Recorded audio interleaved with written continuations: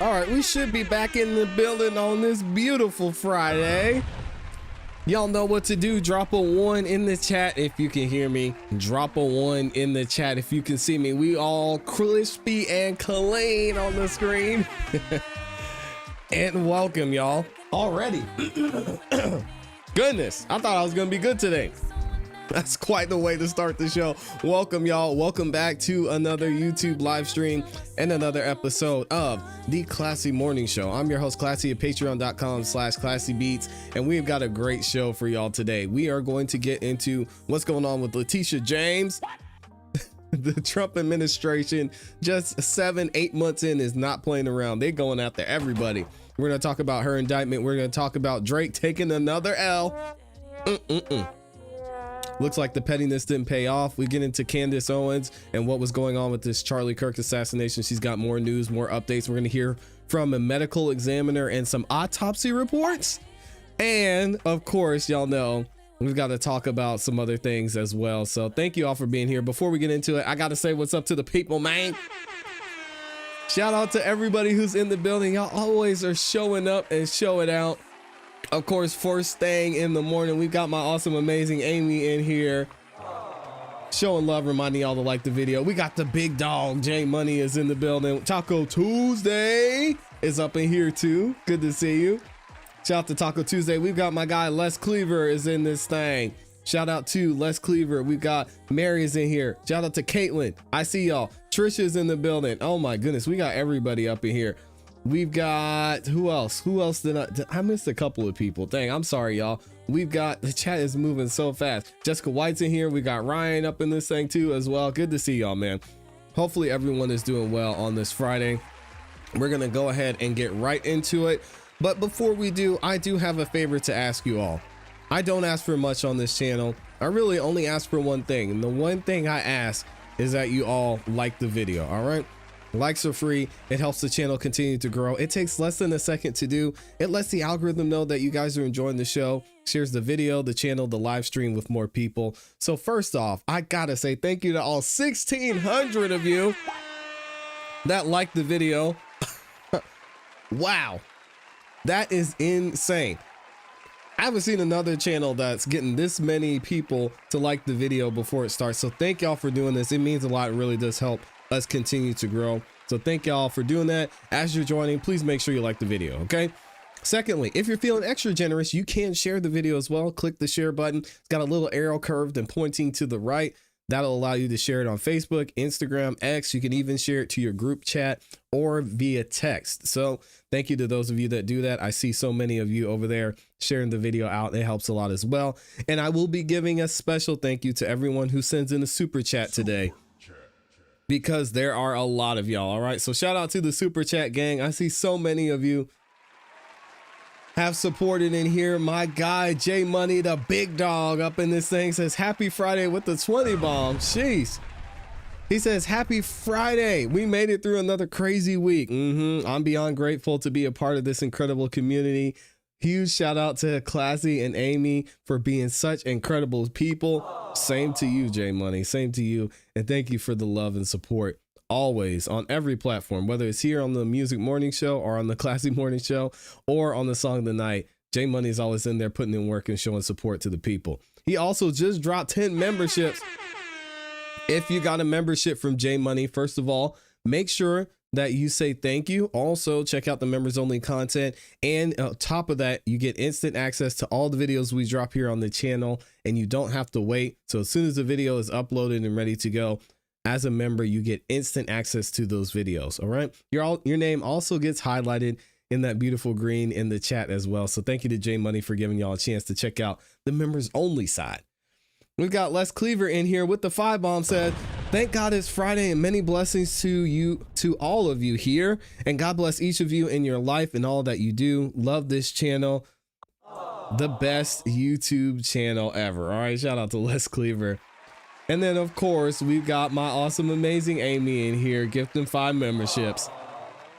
Y'all, again, make sure you show some love to Amy. Say thank you.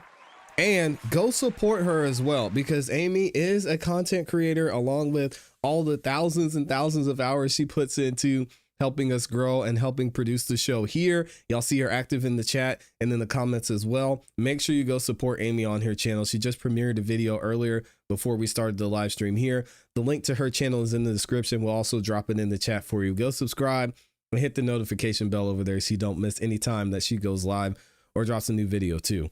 J Money again. Another one. With the 5 memberships. If you got a membership, make sure you say thank you to J Money. I appreciate you, my friend, for gifting 5 more memberships. One of the big sponsors of today's show.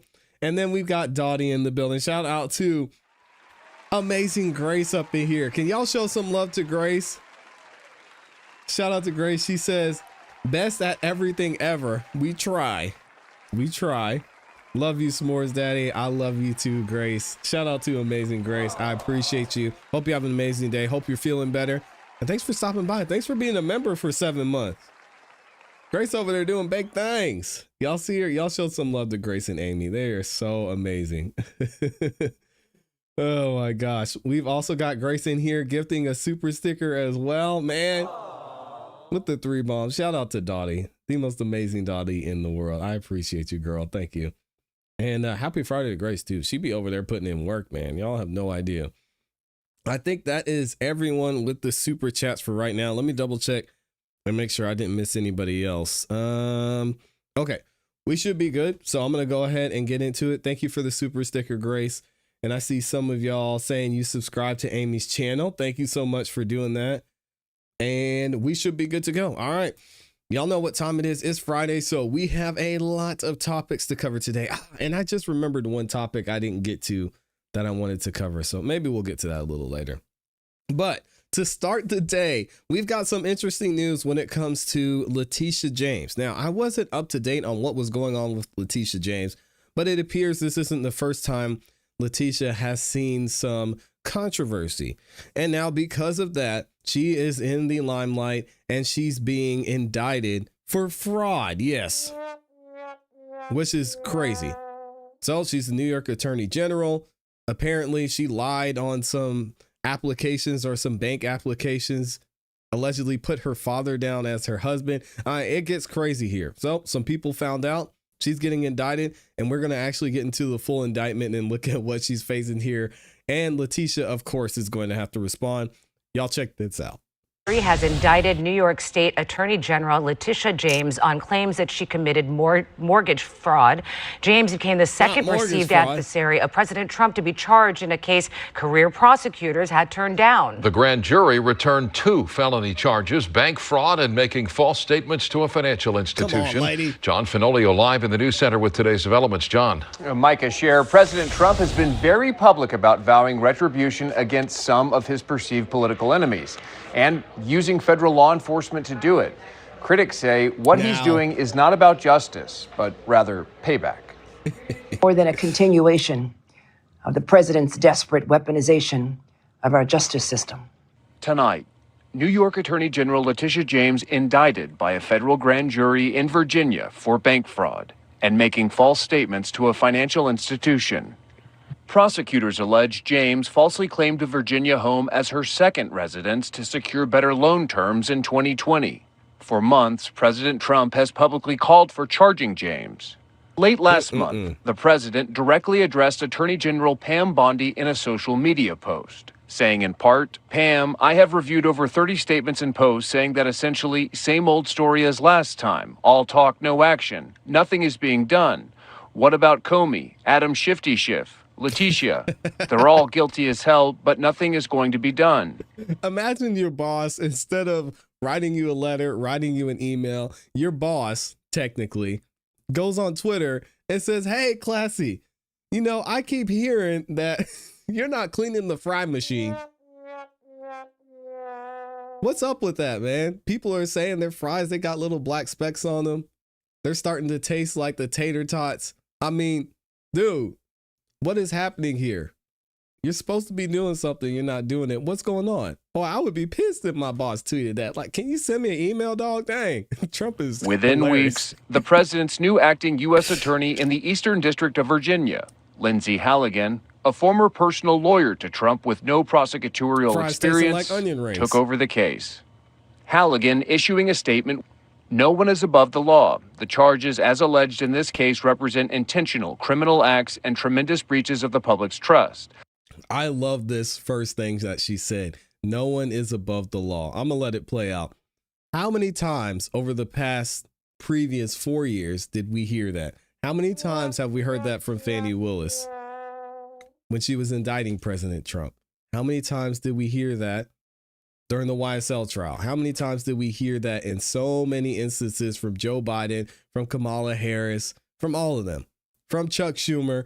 But now that the shoe's on the other foot, apparently we can't use that phrase, no one's above the law now, right? Hey, listen, this judicial system is such a mess and a wreck already. I'm not going to be here and fight on either side. If y'all find a way, get what you need to get done, get what you need to get done, and the system has to change. But until then, hey, we're going to talk about it. Halligan issuing a statement. No one is above the law. The charges, as alleged in this case, represent intentional criminal acts and tremendous breaches of the public's trust.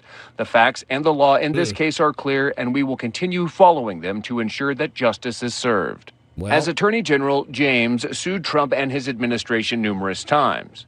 Last year, she won a $500 million civil case against Trump and his companies, alleging he defrauded banks by overstating the value of his real estate holdings.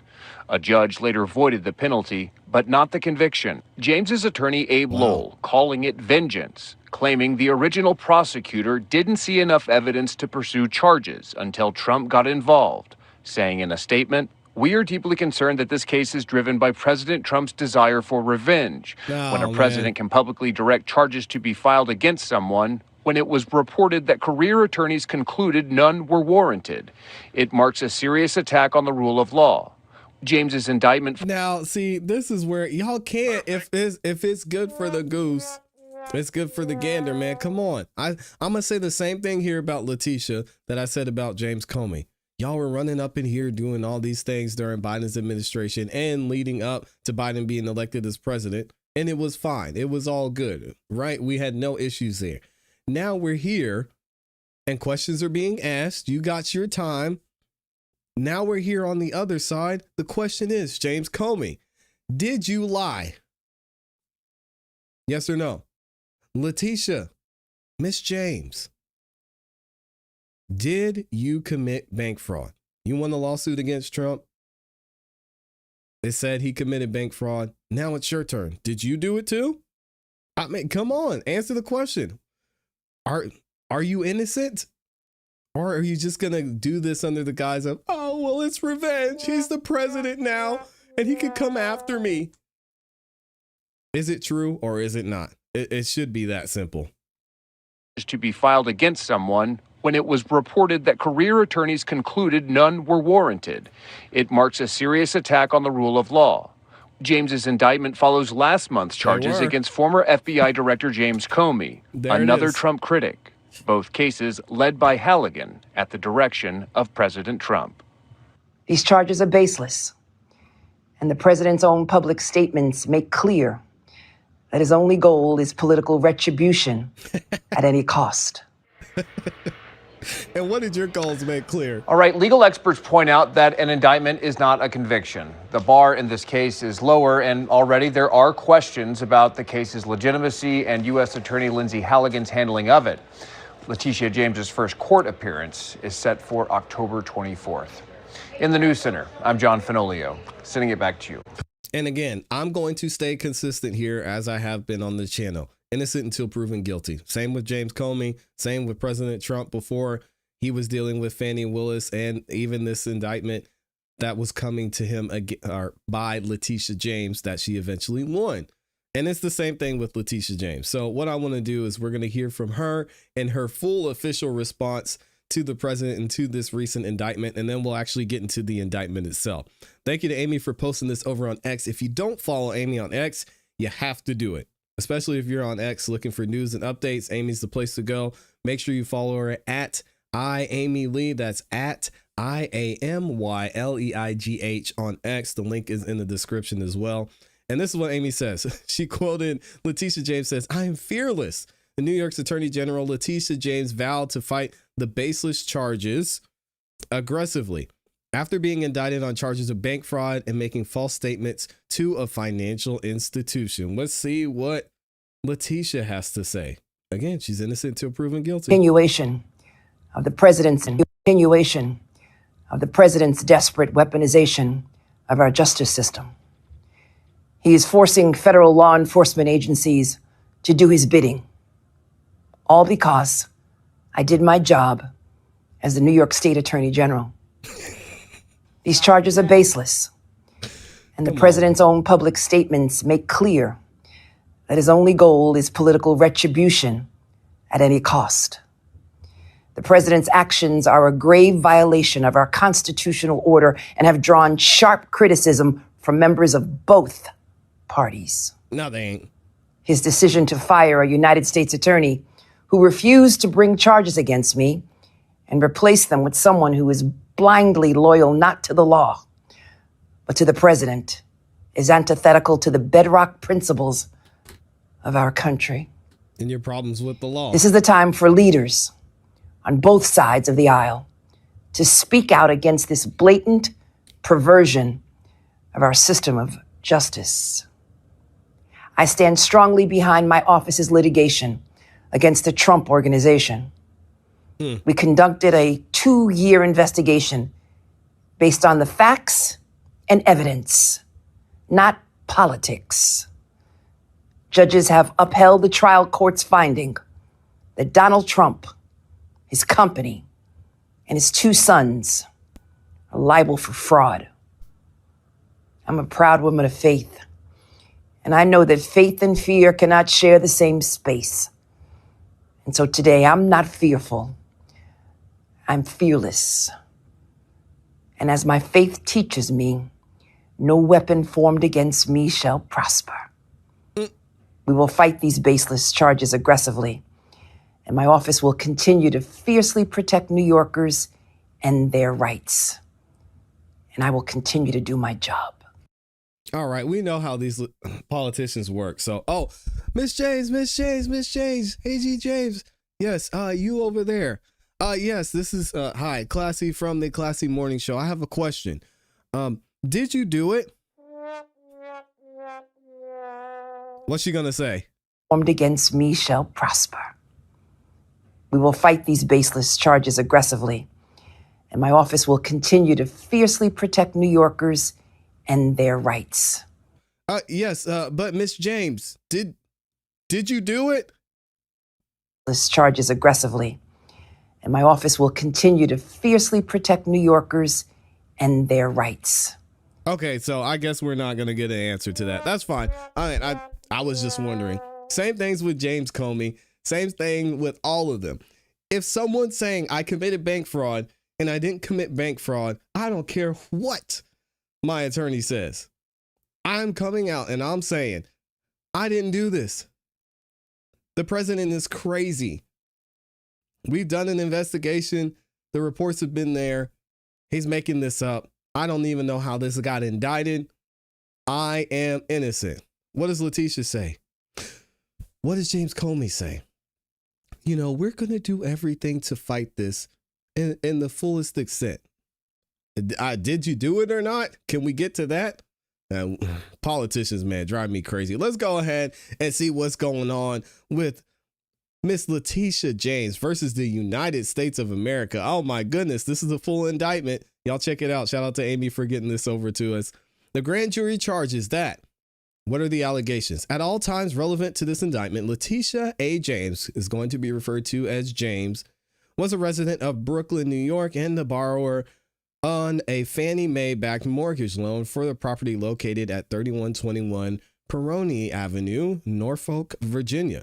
OVM Financial, also known as We Don't Care, was a mortgage lending business located in Virginia Beach, Virginia, engaged in the business of originating and underwriting residential mortgage loans, including those backed by the Federal National Mortgage Association, also known as Fannie Mae.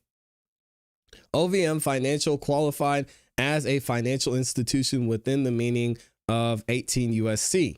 Fannie Mae was a federally chartered corporation that purchased and guaranteed mortgages operating as a government-sponsored enterprise under the oversight of the Federal Housing. The first savings bank was a state-chartered FDIC-insured financial institution headquartered in Jefferson, Indiana, which acquired mortgage loans through the assignment or acquisition. First Savings Bank qualified as a financial institution within 18 USC. On or about August 17th of 2020, James, a sole borrower, purchased the 3-bedroom, 1-bath property at that location for approximately $137,000. All right.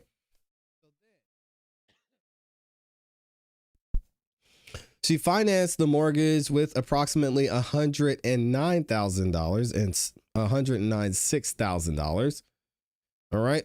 Backed by Fannie Mae. The loan was originated by OVM under a signed second home rider, which required James, as the sole borrower, to occupy and use the property as her secondary residence and prohibited its use as a timesharing or other shared ownership agreement that required her either to rent the property or give any person any control over the occupancy or use the property. Despite these representations, the Peroni property was not occupied or used by James as a secondary residence and was instead used as a rental investment property, renting the property to a family of 3. Ooh. This misrepresentation allowed James to obtain favorable loan terms not available for investment properties, including a note rate of 3%, avoiding a higher, or it was going to be about 4%, I guess. So about 3.8% is what she was going to be in, and saving her approximately about $18,000. A seller credit of approximately $3,200, exceeding the seller credit for investment properties. For total ill-gotten gains of approximately $18,933 over the life of the loan. James' universal property application for homeowners insurance indicated owner-occupied non-seasonal use, further misrepresenting the intended use of the property.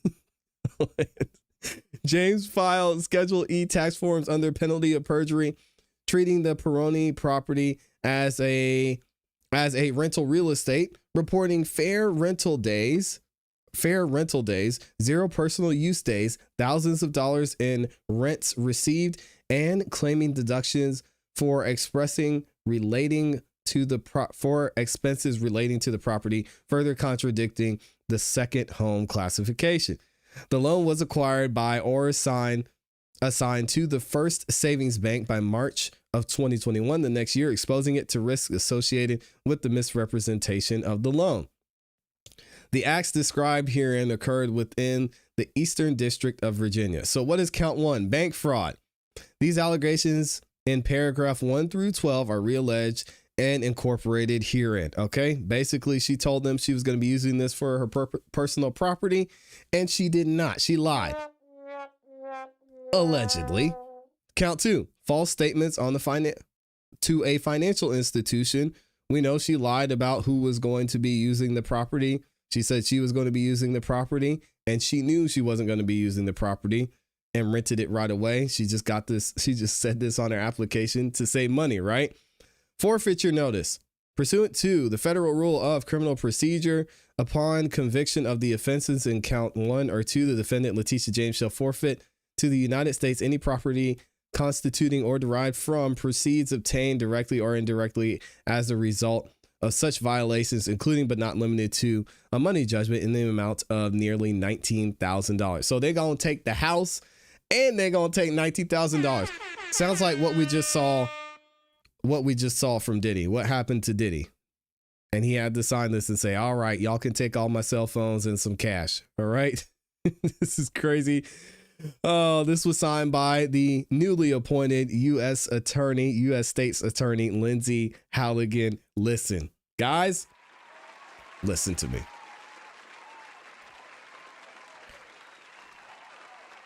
Letitia James again, and I almost want to play her message again, but I'm going to leave it alone. Her painting this picture that she is just some innocent person that is being villainized by the president is false. Now, is this petty? Absolutely, it's petty. I think it's crazy that somebody can file this type of claim, it be indicted, and now Letitia James has to fight this. But you know what? Oh, well. We see this system, this judicial system, take advantage of, hurt, and ruin the lives of so many regular people who aren't involved in fighting, indicting, or going up against the president. And we've been crying here for months, for years, about how terrible this judicial system is and how things need to change. Has there been abuse on both sides? If you want to call it abuse, you can.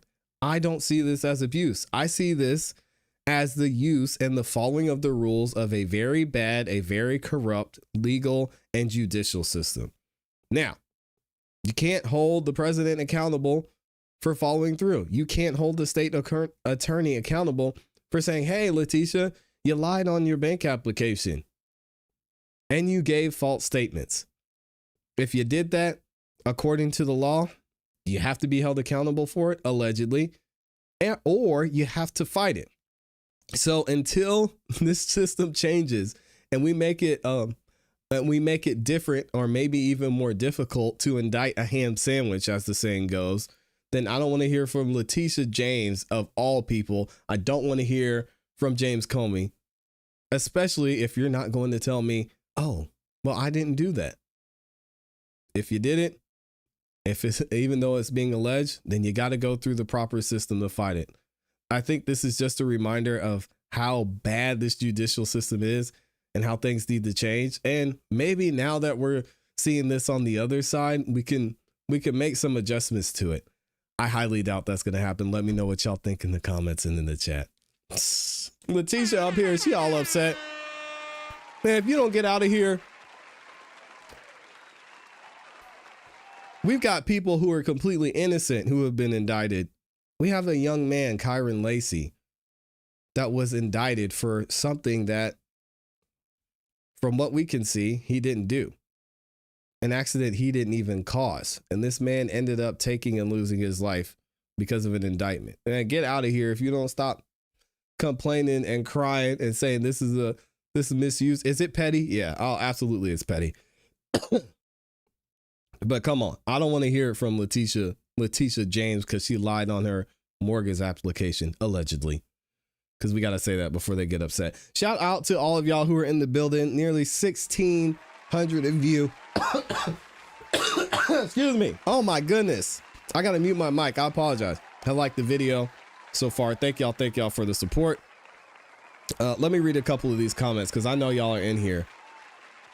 Somebody said, oh my goodness. Yeah, this is wild. I'm surprised she took these efforts to get a mortgage under false pretenses. Doesn't seem like an expensive house for someone of her stature. Her money must be tied up somewhere. Oh, she just didn't want to spend it, probably. What else are y'all saying? Is this really about .813? Yeah, apparently. Yeah, .815, I think is what it was. Let's see. Where is her straitjacket? Y'all want Letitia to be locked up? Mm-hmm. Hey, listen. If you're guilty, you're guilty. This woman is a psycho. Finally, she was indicted. God also tells us that he will have his justice. Yes, I agree. Dirty, dirty, dirty, y'all said. I love your show. I don't normally follow these topics, but I find your coverage informative, non-biased manner. So thank you. Thank you for that. I appreciate the love. She sounds crazy, allegedly, again, innocent until proven guilty. All right. I think it's funny that I just think it's humorous that she's complaining about this. Like, come on. It's simple. Did you break the law or not? Jay Buckmaster, you think it would be that simple? To these politicians, it's not. They want to play victim now after I'm sure many of them have locked up so many people who don't have the resources and the connections they have for baseless and even false claims. But we won't get into that. We've covered it ad nauseum on this channel. So I'm leaving it alone. Y'all said she's cray cray. I haven't been following her much, but I hear a lot of people say that about Letitia, that she's got a lot of stuff going on. I don't know what happened. What happened with her? Why do y'all say she's crazy? I'll be interested to know. As Young Thug eloquently said, whoop-de-doo. Yeah. Get out of here with that, man. All right, let's get on to our next topic. Y'all know we're going to have a couple of segments today about Candace Owens because Candace Owens has been on fire lately. And maybe she's been on fire. I just haven't been paying attention to her that much. But as of recently, y'all know Candace has been going off and leaving no stone unturned and naming names. And today is no different. Candace Owens was back in a past live stream, and she was initially talking about this man y'all may or may not have heard of, Josh Hammer, and his relationship with Charlie Kirk. Josh Hammer, he responded to a lot of the stuff that was being said by Candace Owens when she indicated that Josh Hammer was one of the people who was in that text message thread that she showed the screenshots of. Now, Josh Hammer came out the night before and was saying, oh, well, you know, Charlie, he didn't have any issues with Israel.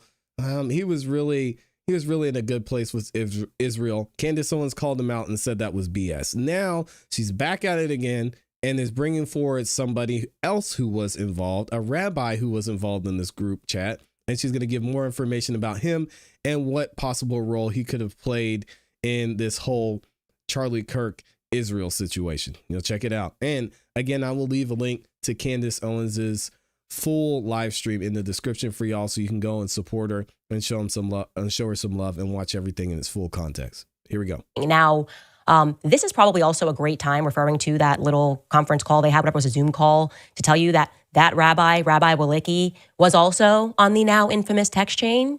So this means that both of those individuals knew exactly where Charlie was at on the topic of Israel and how he felt leading up to that moment of his death. And again, like I said, 2 weeks before that, they were lying. In the Hamptons, they knew where he was at. Tucker Carlson told you the truth on his stance on Bibi Netanyahu. Nobody wants to address or answer the question of whether or not, when Bibi Netanyahu invited him to Israel, what the context was of that. Do you think that guy who's fighting a 140,000 front war because he keeps picking fights and pretending he's a victim really just has time to pick up the phone and shoot the breeze with Charlie Kirk, whose number, according to the released letter, he didn't even have in May? So what's he calling him about?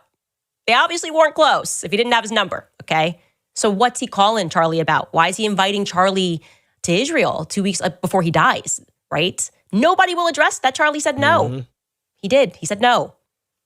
He didn't flinch. He wasn't even flinching. He was just busy and couldn't make it out to Israel or something. Now, I will say that regarding Rabbi Walicki, I think he has more of a conscience and soul than Josh Hammer. I haven't seen him promoting his book.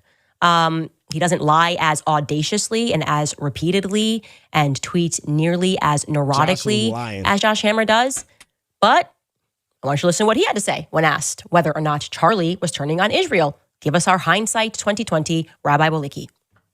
The wild conspiracy theories online on social media claiming that Israel and the Mossad are behind the assassination of Charlie Kirk because he was turning on Israel.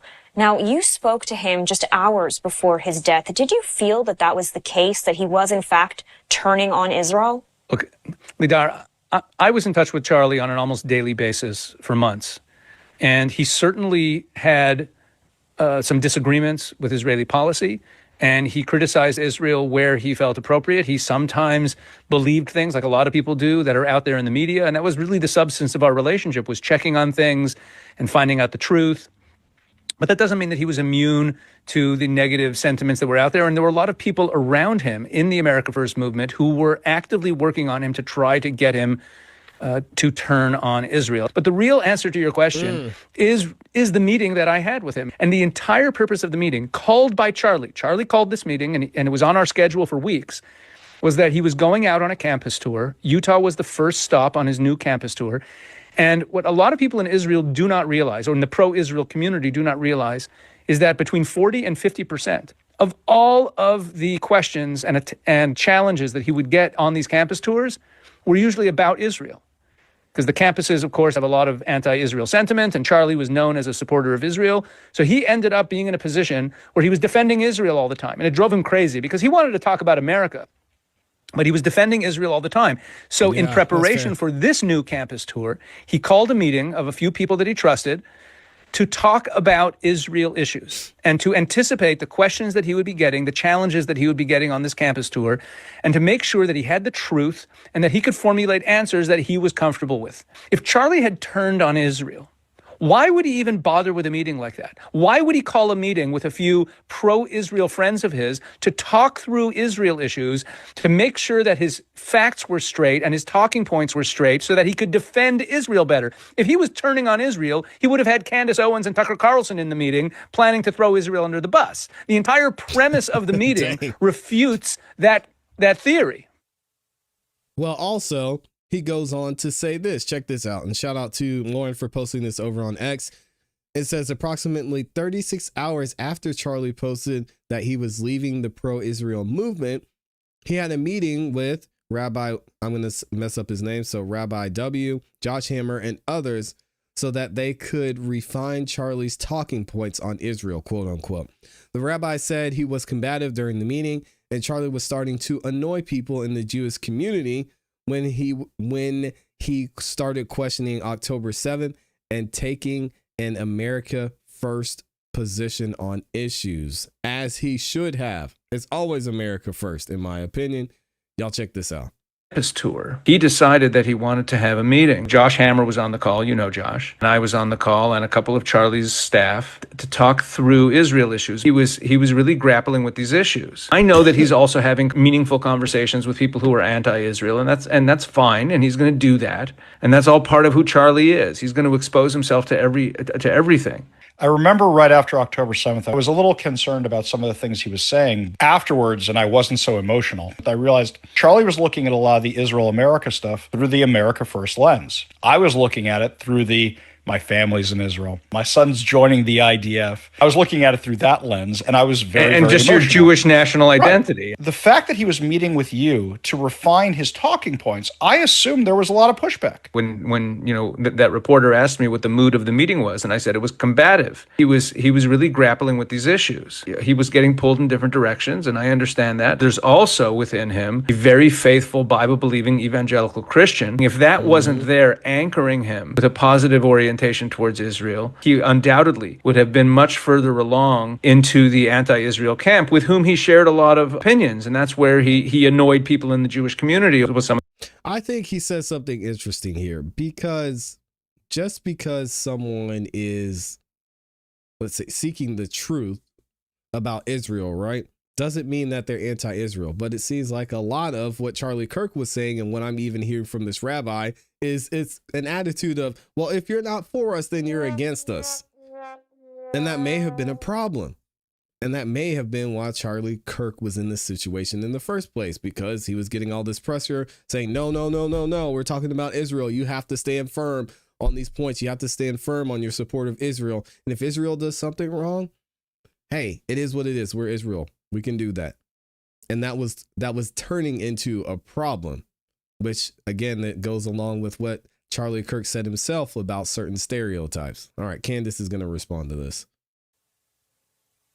How are you feeling about that?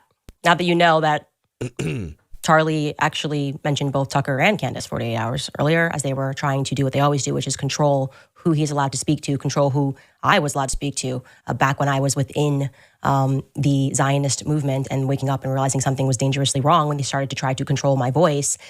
It's unbelievable. It's really unbelievable to reflect on that. Now, I would say again, Rabbi Walicki, more of a soul. He's at least acknowledging that something was going on, right? I don't think he would have been comfortable pulling the Josh. It was great. It was amazing. Buy my book, right? He loved every second. He's amazing. Oh my God, he just wished he could have gone over. The one thing that hurt Charlie Kirk the most was that he would never be able to wear an IDF uniform. He just wanted to go fight for Israel. That's kind of the vibes that they were trying to put out there. At least Rabbi Walicki is like, he was under some pressure, okay?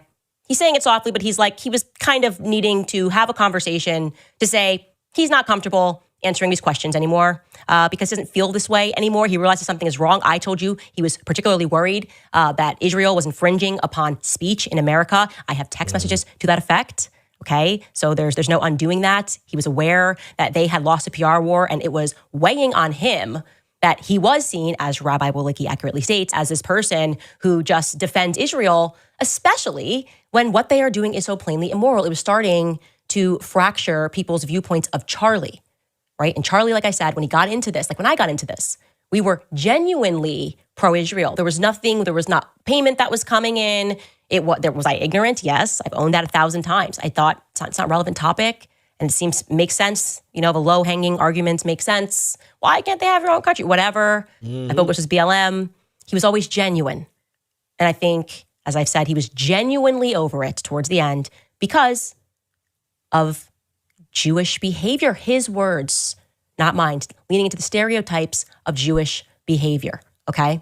He didn't want to be bullied. He was being bullied. They knew that he was being bullied.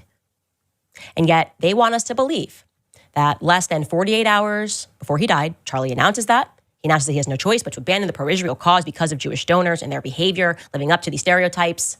And despite this frustration, 48 hours earlier, the following day, he decided to have that smaller audience with 2 Jewish individuals who were on that chat and were aware that he was angry. But this conversation was not going to be a follow-up or in relation to what he had just expressed hours earlier to them both, but rather he was just like a super fan of Josh's book.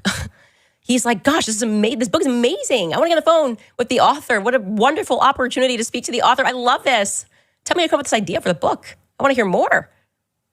And also I'd like to strategize on how to deal with the questions that are coming at me using and promoting your book. That's what Josh wants us to believe, at least, right? And then we're supposed to believe that he had that dramatic switch. So he went from, I'm done, to like, hey, love ya, how can I be of more service to you? And then in that exact same day, he was texting people saying they are going to kill me. On the same day that he's on this Zoom call, this is a fact, this night Zoom call, as Josh says it was that night, or the New York Post reported, I think, right, that it was at night. Very scary, yeah. That at the same time, that same day, he's texting people saying they are going to kill me. So it sounds like Charlie Kirk had some people he didn't trust. There were others, like maybe the rabbi, maybe Josh Hammer, that he was getting information from. And then there were other people that he held closer and was confiding in and say, guys, listen, I don't think it's safe for me here. And that seems to be the thing that was happening. Why did he feel that way? Why did he think that? We've heard several videos from him in the past of why. Candace is going to get into more of that here in a second. And we are supposed to deduce from this that by they, what he really meant was Tyler Robinson. He meant they, them, duh. Dang. Like a non-binary person or a trans person. They were going to kill him. That was what he had a feeling about. Everything else is just completely irrelevant. He just had a sense, a premonition that a trans person was going to get him. Do you believe that? Do you buy any of that? And I want to say this. I was speaking to somebody earlier about how interesting it is that none of us, and when I'm saying none of us, I'm talking about Tucker Carlson, Megyn Kelly, myself, when we were speaking honestly and accurately about what Charlie was going through and how he was being bullied and how he was under pressure. And Megyn even spoke about it herself, by the way. Megyn, you should probably tell people who those individuals are. We never once said that Israel killed Charlie Kirk. I've never said that because on the basis of the facts that you guys are following on the show, I don't have any evidence of that. It doesn't serve me to make up a narrative that I can't prove, right? And Candace has been very consistent with that. And I haven't heard her say Israel killed him either. All she's saying is Charlie Kirk was scared. He was afraid. He was changing his stance on Israel. And what did she do? She showed evidence and facts to support that. Pretty straightforward. Again, there were some things that weren't lining up and were weird, especially when it comes to his security detail. But Candace Owens is saying, hey, if y'all want to get mad at me for pointing out this set of facts, that's on you. Because I'm not going to claim anything that isn't backed up by actual video proof, by screenshots, by text messages, by Charlie Kirk himself. Why would I say that? What I will say is that I am uncomfortable with how many lies people that support Israel have been telling in the wake of his death. That has been almost the only compelling argument that Israel had anything to do with it, is the way they're acting right now. Like Bibi Netanyahu, the propaganda, the lies, the coming after Candace Owens. None of this was necessary. Nobody thought when this first happened, this is 100% Israel. 100%. This happened in Mormon country. How come there were no Mormon people, no Mormon presidents coming out and saying, I just want to be clear that we didn't kill Charlie Kirk 24 hours after he died? Because that's what Bibi did. How come there were no Mormon people that started Operation Mormon Pastor or President feeling the need to baselessly attack me? I was actually on the Mormons. I've been on the show calling them out by name, saying who was doing what. Mormons were not offended by that at all because they want to know if somebody is corrupt and had something to do with this. They want to know if their church was involved in this. That's a normal response. Not to say it definitely wasn't us, but rather to say, I'm on this journey. I want to know who killed Charlie Kirk too. And I'm therefore going to support Candace's efforts to find out. Exact opposite of what Israel is doing, right? That is the one disturbing fact about people that support Israel. Their behavior, to put it in a way that Charlie put it. Take a little bit of a break here and throw it to some of our sponsors. I always tell you guys about Riverbend Ranch because I love. All right, shout out to Candace. What do y'all think? There's a lot of there. And whether or not you feel a certain way or you think a certain thing about Candace Owens, she is bringing the receipts. She's showing the facts. She's showing the evidence, and we're going to hear more from her a little bit later, especially when it comes up to this medical examiner and the autopsy. A lot of things we've reported here on the channel, Candace Owens is going to back up and say, from the medical report, it's looking like this may be what happened. She's bringing the receipts, guys. Just give her an opportunity, give her a chance to present it because I think she's been doing an excellent job of that. Let me know what you think in the comments in the chat. All right. Shout out to the gang. Candace is really, you're calling Candace a grifter? Who's a grifter? She has not brought no receipts. Brandon, you are grossly misinformed. She was the first and only one to show receipts of Charlie Kirk saying that he was afraid and that he was leaving the pro-Israel cause 48 hours before he was assassinated. That's a receipt. She's going to show, and we're going to get into later, receipts that she showed from medical examiner. Her receipts are a little weird. All right. Well, I think you're being weird. A receipt's a receipt. I don't know what a weird receipt is. And not only was that a receipt, but the person who was a part of the text thread, Andrew Colvick, he said, yes, these are actually real receipts. I was there. We had this conversation with Charlie Kirk, and there was more that took place during that conversation. So yeah, I don't know.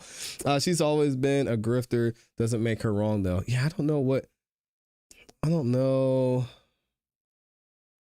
a grifter. What do y'all mean by grifter? What does that mean? Candace Owens is literally the only one who's still talking about this or getting information on this. So, yeah, whatever. I'm not here to argue about it. I'm just showing the facts. We got 15,000 people in here. Thank you to all 15,000 of y'all in the building, and 16,000 of you have liked the video. That is amazing. Amazing. Thank y'all so much.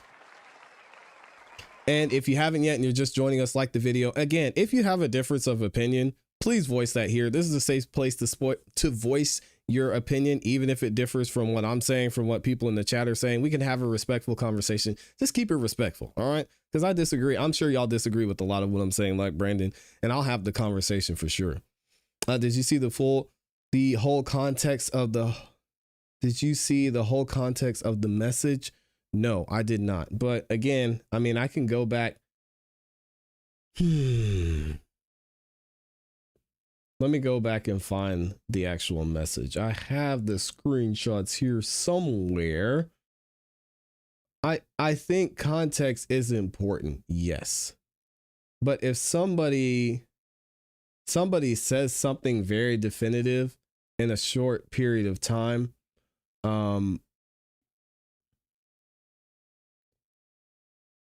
context isn't always needed, although it's good. Let me see. Where is the message? I had it from Charlie Kirk. There we go. Charlie Kirk, and I'll put it up on the screen for y'all. Hold on a second. She's just a grifter, man. I can't believe you can't see that. I have followed you for a very long time. Just disappointing, that's all. What's a grifter? A grifter is a con artist who uses politics to enrich themselves.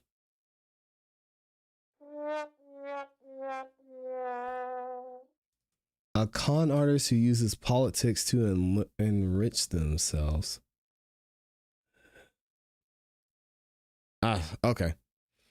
Charlie Kirk says, just lost another huge Jewish donor. $2 million a year because we won't cancel Tucker.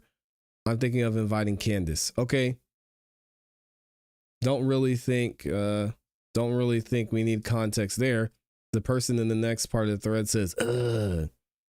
Charlie Kirk says Jewish donors play into all the stereotypes. I cannot and will not be bullied like this. Charlie Kirk indicates that he's being bullied by Jewish donors. Oh, but context you need there. Then he says, leaving me no choice but to leave the pro-Israel cause. Because they're bullying me, these Jewish donors are bullying me, I'm leaving the pro-Israel cause. Or they're leaving me no choice. I don't know what context are we missing here? He literally in 3 messages gives the entire context. Star said, a person who engages in petty or small scale swindling, definition of a grifter. I don't know. I think this word grifter just gets thrown around. I mean, at the end of the day, guys,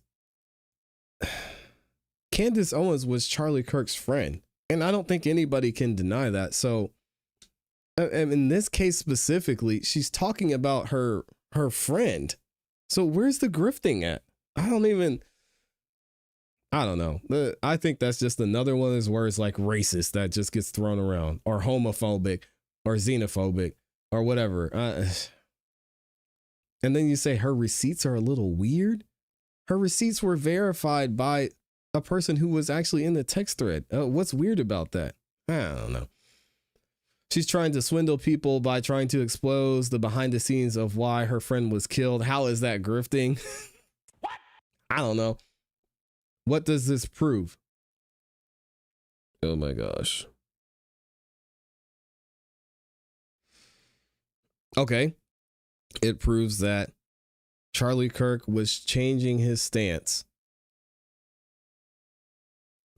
on his pro-Israel cause. Charlie Kirk had many and a significant amount of his donors were Jewish. He was being bullied by some of his donors. Then you take into account and you take into fact that Charlie Kirk was concerned about the money and where certain monies were going, how things were being influenced and moving. And you add all that up, and it proves that Charlie Kirk was having issues with the Jewish community. Also, he had conversations with and wrote a letter to the Prime Minister of Israel and was communicating with the Prime Minister of Israel. So that's what this proves. It proves what Candace has been saying and people were calling her a liar about. And that's at a basic level. We could go on. And she was his friend. She would not be trying to go after and tear down his company. His company had nothing to do with his death. Okay, so now you're just saying stuff, Brandon. Where has Candace tried to tear down his company? Cowbell said, Brandon feels like rage bait. Where did Candace try to tear down Turning Point USA? Again, that's not factual. Andrew wanted to be transparent after he had no choice. They are shady. I didn't like that either. Yeah. Andrew didn't say anything until he was forced. He said, oh, well, I just wanted the authorities to handle it. Brother, come on now. Did you listen to the videos of him talking about the thread? Oh, Brandon, you must not be watching the content. We reviewed it on the live stream either yesterday or Wednesday. And I dropped a clip about it too. ClassE, are you going to cover the alternate Super Bowl that Kirk's wife is trying to have? Oh, that's super dope. Shout out to Turning Point USA. What is it? The All-America halftime show? Oh, that's going to be dope. Put some respect on this country, man. Dang. No, I like it. I think that's a great move by Turning Point USA. I think it's a brilliant business move, if anything. With so much controversy. Hey, listen, y'all, wherever controversy is, is an opportunity to make a great business move. So yeah, here we go. I knew I had it saved. This is what is being talked about. In case y'all haven't seen this, this is crazy. Huge announcement. It's true. Turning Point USA is thrilled to announce the All-American Halftime Show. Performers and event details coming soon on February 8th. Hey, shout out to them. Faith, family, and freedom. Why not? Why not? I mean, if you're against this, then dang, what are you going to say? I'll just watch the Super Bowl. No, if they want to have something that they think people are going to support, let them do it. It's America. Freedom. People don't want to listen to Bad Bunny, then they can go over there and listen to something else. I mean, hey, it'll be interesting to see. I think this is going to be fun. I think this is going to be a lot of fun because it'll be funny to see the numbers of Bad Bunny versus the All-American Halftime Show. That's going to be crazy. Poor Bad Bunny. Bad Bunny will be fine. He'll still do good. It's not like he's getting paid paid anyway. Let's see. Brendan says, and all those letters were released and didn't have anything like that. Let me see. Yeah, Brandon, I reacted to what Turning Point had to say about the text thread and Andrew Colvit's response.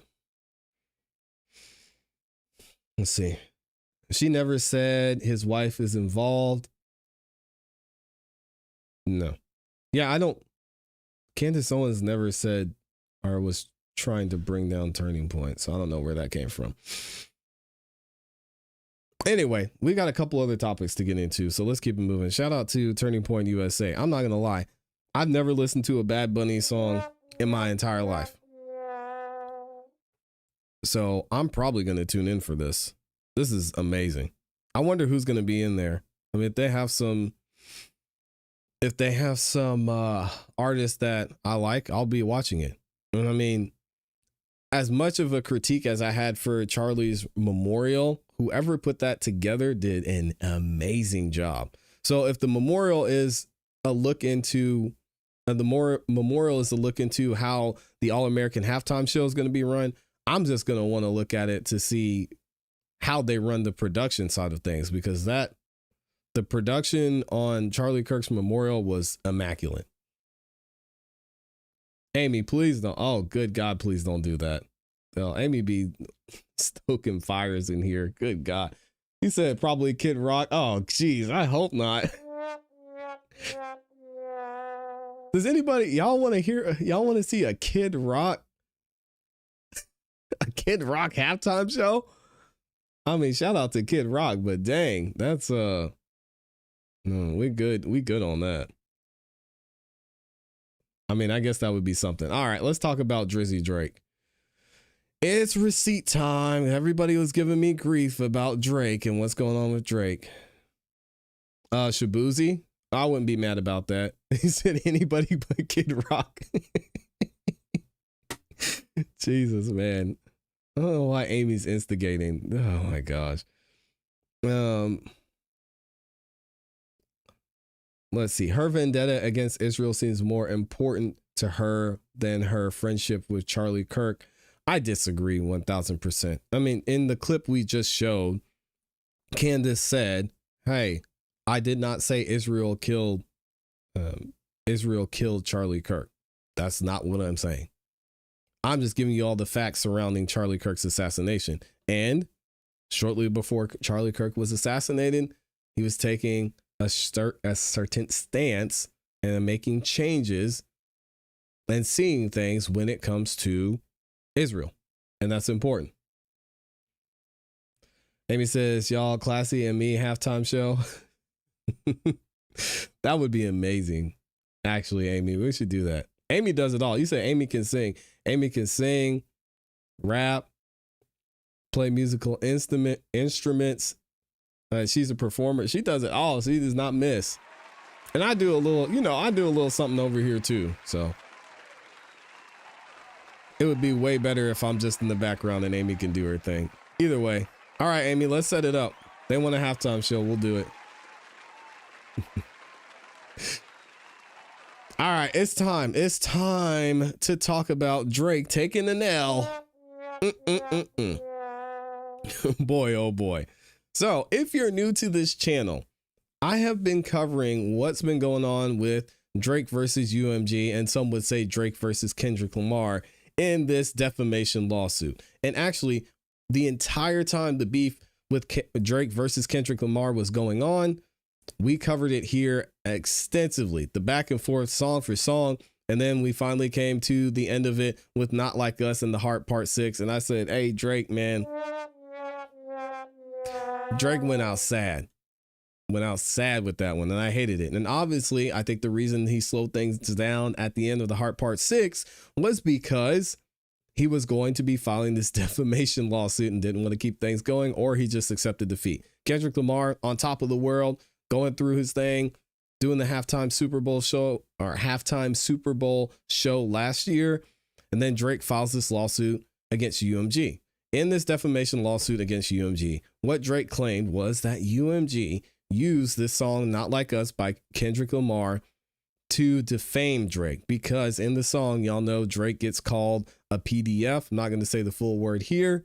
And he took offense to not Kendrick Lamar saying that, obviously, although he did, but he was suing because he claimed UMG used that song not only to diminish Drake's brand, to get a discount on the upcoming deal he's going to be signing with UMG, and just to make him look bad because UMG wanted to get an advantage in negotiations. So let's see what's going on with this, and we'll get into what happened to Drake taking the L and what Judge Vargas had to say. Check it out. Pop anthem at the center of one of the most famous rap beefs. Stop playing it. And this morning, the legal battle over Kendrick Lamar's Not Like Us, a diss track directed at fellow rap superstar Drake, could be near its end after a federal judge tossed Drake's defamation suit against his label, Universal Music Group, determining the song's lyrics in question a non-actionable opinion. Lamar, who is also represented by UMG, is not a defendant, but Drake asked the court to take a look at these lyrics. Say Drake. Man, stop playing it. Jesus. Categorizing the lyrics as dealing the metaphorical killing blow, but adding the broader context of a heated rap battle with incendiary language and offensive accusations hurled by both participants would not incline the reasonable listener to believe Not Like Us in parts verifiable facts. A rap battle historically has always been between two rappers that exchange the most aggressive rhymes that they can in order to insult. What this means for culture going forward is that rap beefs continually will be protected underneath the First Amendment and freedom of speech. This is a part of the culture of hip hop. Not Like Us was released amid a weeks-long exchange of diss tracks in spring of 2024, and just hours after Drake's Family Matters, which seemingly accused Lamar of cheating on his life partner. Oh, dang. Stop playing the music. Lamar going on to perform the hit at this year's Super Bowl halftime show. Oh my gosh, I gotta keep. I'm releasing sorry, a statement saying from the outset, this suit was an affront to all artists and their creative expression, adding they look forward to continuing their work, successfully promoting Drake's music. Overnight, a spokesperson for Drake telling ABC News they plan to appeal the judge's ruling. And again, Kendrick Lamar is not named in the lawsuit. He also hasn't responded to our request for comment. Meanwhile, advocates for the Protect Black Art movement are calling this a win for creative freedom. A lot of questions about whether this reignites the beef, if we see more diss tracks, but, you know. Well, you know, if you're going to lose the lawsuit, just go ahead and go back at them, man. Keep on going. Yep. Just don't let it turn violent. Yeah. Okay. Shout out to Michael Strahan. Again, Drake got to take the L on this one. Had to take the L in the beef, and now you got to take an L on this side. Let's go ahead and get into more details about what the judge had to say, and then we'll actually pull up the official order from the judge and see what the judge says there.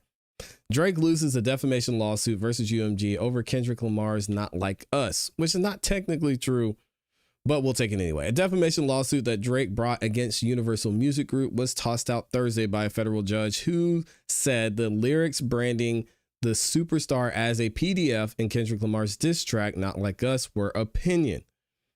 Judge Jeanette A. Vargas rejected the suit in a written opinion that began by citing, the vitriolic war of words that erupted in the spring of 2024, and saying the case arose for perhaps the most infamous rap battle in the genre's history. The case stemmed from an epic feud between two of hip-hop's biggest stars over one of 2024's biggest songs, which won Record of the Year and Song of the Year at the Grammys, got the most Apple Music streams worldwide, and helped make this year's Super Bowl halftime show the most watched ever. Vargas said a reasonable listener could not have concluded that Not Like Us was conveying objective facts about Drake. Although the accusation that the plaintiff is a PDF is certainly a serious one, the broader context of a heated rap battle with incendiary language and offensive accusations hurled by both participants would not incline the reasonable listener to believe that Not Like Us imparts verifiable facts about the plaintiff, Judge Vargas wrote. Filed in January, the lawsuit alleged that UMG intentionally published, promoted the track despite knowing that it contained false and defamatory PDF allegations against Drake, and suggested listeners should resort to vigilante violence, or justice, we should say. The lawsuit also alleged that the track tarnished his reputation and decreased the value of his brand. I think it did. Universal Music Group, the parent record label for both artists, denied the allegations. From the onset, the suit was an affront to all artists and their creative expressive, and never should have seen the light of day, UMG said in a statement. We're pleased with the court's dismissal and look forward to continuing our work successfully promoting Drake's music and investing in his career. They said, "Hey, Drake, it was a good fight. We'll go back to work." The judge noted that Drake and Lamar both have recording contracts with UMG. Lamar was not named in the suit. There was no immediate response to the mails sent to representatives for Drake seeking comment. Interesting. Okay. Not Like Us was released amid a flurry of insult tracks between the artists. Lamar's songs called out the Canadian-born Drake by name and impugned his authenticity, attacking him as a colonizer of rap culture who's not like us in Lamar's home turf of Compton, California, and more broadly, West Coast rap. Not Like Us also makes insinuations about Drake's intimate life, including "I hear you like I'm young," implications that he rejects. In his lawsuit, Drake asserted that the song amounts to falsely accusing him of being an offender, engaging in PDF acts, and more. He also blamed the tune for attempting break-ins and shootings of a security guard at his Toronto home. The mansion was depicted in an aerial photo in the song's cover art. In June, the judge heard oral arguments on the request to toss out the lawsuit. Vargas said in her opinion Thursday that Not Like Us dealt the metaphorical killing blow in the feud between the two artists. I agree. So shout out to Judge Vargas for giving her opinion on the rap beef. The song contains lyrics explicitly accusing Drake of being the PDF, set to a catchy beat and a propulsive bass line. Not Like Us went on to become a cultural sensation, achieving immense commercial success and critical acclaim, she said. Prior to that, the judge noted, as she summarized the back and forth insults, Drake mocked Lamar's height and shoe size, and questioned his success in an April 2024 track called Push Ups, while Lamar insulted Drake's fashion sense the same month in Euphoria. From there, Vargas wrote, the insults escalated, becoming vicious and personal. The judge said she considered the forum in which the insults occurred and concluded that the average listener thinks a diss track is the product of a thoughtful and disinterested investigation conveying to the public fact-checked, verifiable content. All right. Vargas wrote that Not Like Us was replete with profanity, trash talking, threats of violence, and figurative and hyperbolic language, all of which are indicative. A reasonable listener, she added, would conclude that Lamar is rapping hyperbolic vituperations. Judge Vargas, what you talking about? Just use normal words. Anyway, so the judge said, hey, you wanted to go down this path. Y'all started it, finish it, pick your stuff up and go home. All right. Kendrick Lamar won. We've also got the OVO docket here. It says a spokesperson for Drake has released the following statement regarding Judge Vargas's ruling. They say, we intend to appeal today's ruling and we look forward to the count of appeals reviewing it. Okay. Is it going to be? Let it go, man. Let it go.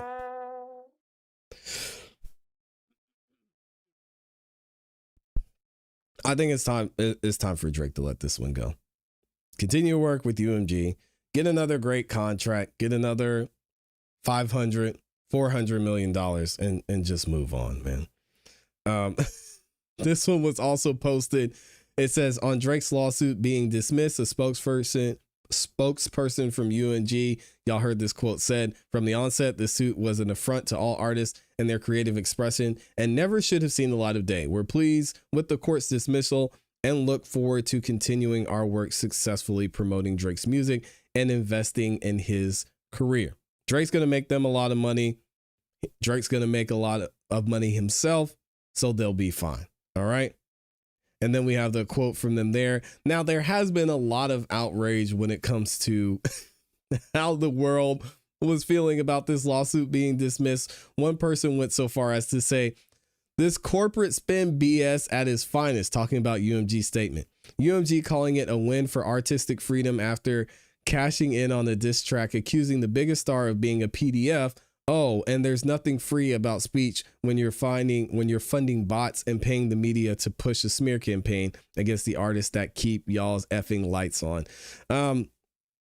The only reason I wanted to see this moving forward, the main reason I wanted to see this moving forward, I wanted to get to discovery and I wanted us to finally have to see from both sides how the music industry is actually run. I know it. Amy knows it. Several of y'all who have been involved in the music industry knows it, but we wanted to see the evidence and the fact of the way things were presented. Judge said, we ain't doing all that. All right. Drake, you chose to go down this path and UMZ chose to promote it.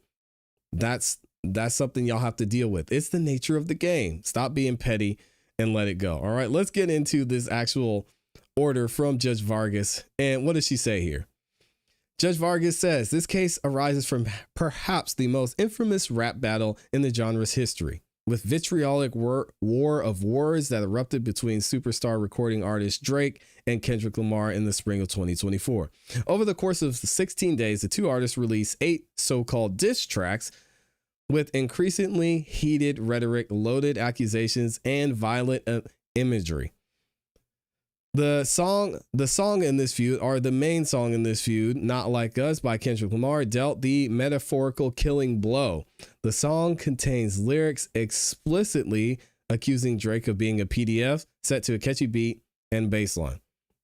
Not Like Us went on to become a cultural sensation, achieving immense commercial success and critical acclaim. Both Drake and Kendrick Lamar have recording contracts with the defendant UMG Records. Drake alleges that UMG intentionally published and promoted Not Like Us while knowing that the song's insinuations that he was having intercourse with minors were false and defamatory. Drake has brought this action against UMZ for defamation, harassment in the second degree, and violation of Section 349 of the New York General Business Law. Before the court is defendant's motion to dismiss pursuant to 12b-6 of the federal rules, because the court concludes that allegedly defamatory statements in Not Like Us are non-actionable opinions. The motion to dismiss is granted. And there it goes.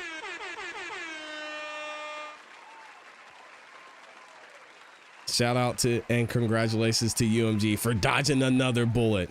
All right. Then the judge goes on to give all this background. We're not going to read through all this. I mean, this thing is 38 pages long, very thorough from Judge Vargas. But I want to skip through and go to the end and see what Judge Vargas has to say in conclusion. All right. We know the story. We know what happened. I covered it here at length. But Judge Vargas has this to say in closing.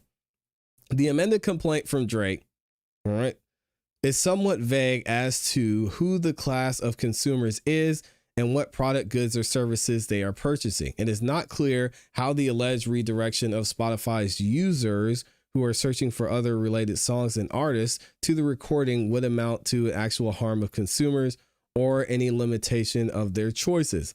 At most, the allegations suggest that UMG engaged in practices to make Not Like Us seem more popular than it actually was, without connecting that activity to any consumer harm. Such practices, without more, do not state a claim under Section 349 of the GBL. Defendant's motion to dismiss is granted. The clerk of court respectfully directed to terminate ECF, and then they've got the claims there, 42, 78, and 81, and to close the case. Now, people were asking me for receipts on what I said, so I got to go back and do a rewind of what I said, because I know y'all aren't going to do the research and you're just going to say things you remember from one thing that I said. Here's what I said in the past, the last 2 videos I posted about this lawsuit with Drake. First video, and I'm not going to play the whole thing, just the first minute or so. This is what I said about Drake's amended lawsuit. A lot of people who were in the comments of the videos I made about Drake and UMG. And I think the reason that we're seeing so much outrage and so much push against what Drake is doing is one factor I agree with, is that Drake, I mean, it's kind of lame for him filing this lawsuit. I've said that before, right? The second thing is people just can't stand Drake and they think this is about the beef. And we're going to see laid out very clearly in this amended complaint that it's not just about the beef. All right, so we're going to go ahead and get into it. If y'all are familiar with this, let me know what you think. If not, okay, so obviously there I said I thought this lawsuit by Drake was petty. Then I went on to say this about UMG. Keep in mind, I wanted this to get to discovery so bad. For the reasons I already said, I wanted to see the playbook. I wanted UMG to finally have to show, okay, we talked to this person, we moved things around here. This is the bots that were used. And remember, we already had 2 players that stepped out of this lawsuit, Spotify, iHeartRadio. They said, no, we're not going through this, because if this gets through discovery, we're going to be in trouble. There's a reason why that happened, guys. All right. So then I had to say this. This was the last and most recent video I made about this in April, once Drake's amended lawsuit dropped. Check this out.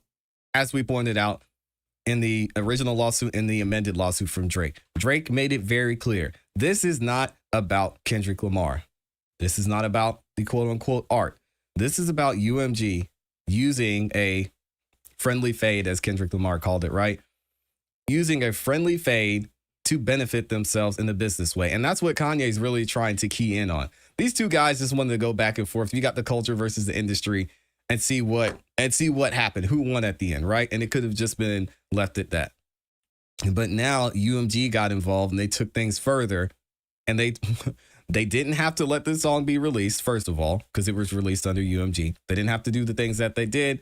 And then it ended up hurting Drake in more ways than just losing a rap battle, which, again, Drake is going to Drake, as we've said before.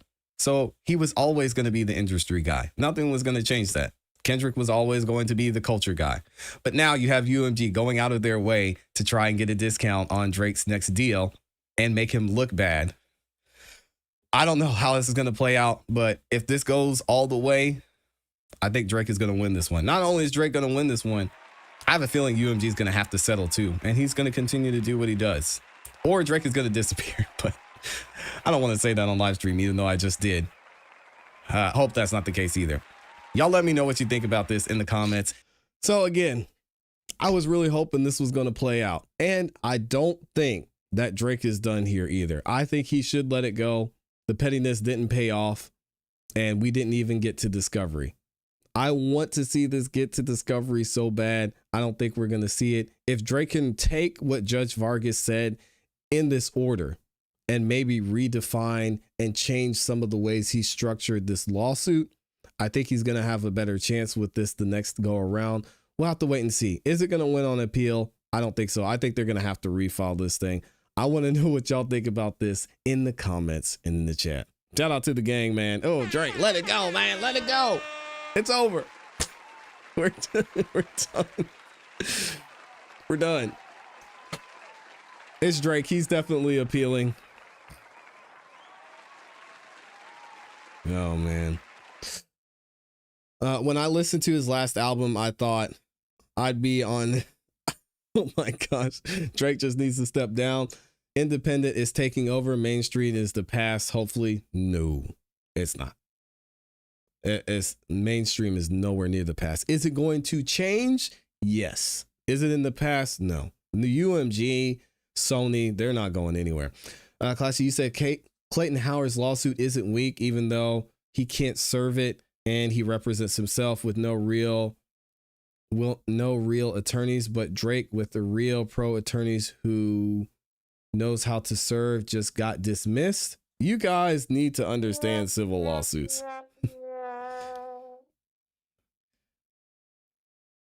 And how much of a difference it is between defamation and trafficking. Okay.